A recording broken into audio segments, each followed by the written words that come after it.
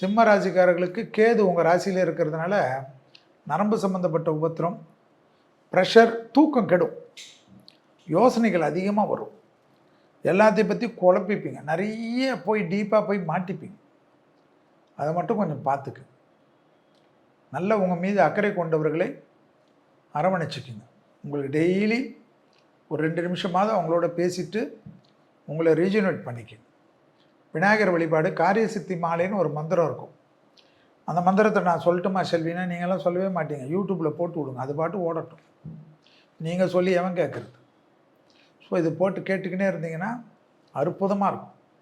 அந்த மந்திரம் உங்களை காப்பாற்றும்.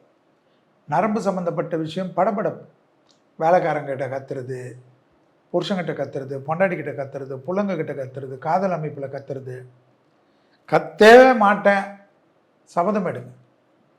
அஷ்டம சனி இருக்கிறனால எக்ஸசைஸ் பண்ணுங்க. இந்த எக்ஸசைஸ் அல்டிமேட்டாக வேலை செய்யும். எக்ஸசைஸ் பண்ணாத சிம்ம ராசிக்காரங்களுக்கு பிரச்சனை தான்.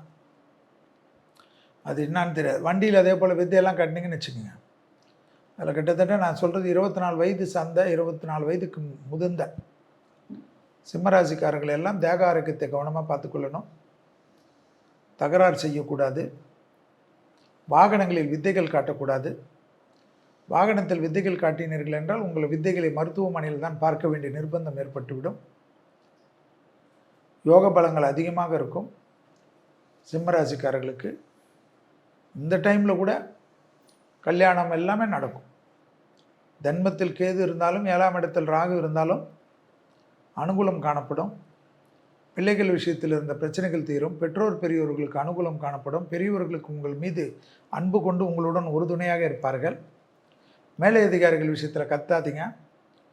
ஏதாவது வேலையில் ஏதாவது சொல்லிட்டாங்கன்னா ஸ்டைலாக பேப்பர் போட்டிங்கன்னு வச்சுக்கிங்களேன், அப்புறமா தினத்தந்தி பேப்பர் தான் படிக்கணும், இல்லைன்னா தினகரன் பேப்பர் தான் படிக்கணும். வேறு எதுவுமே கிடைக்காது உங்களுக்கு. புரியுதுங்களா?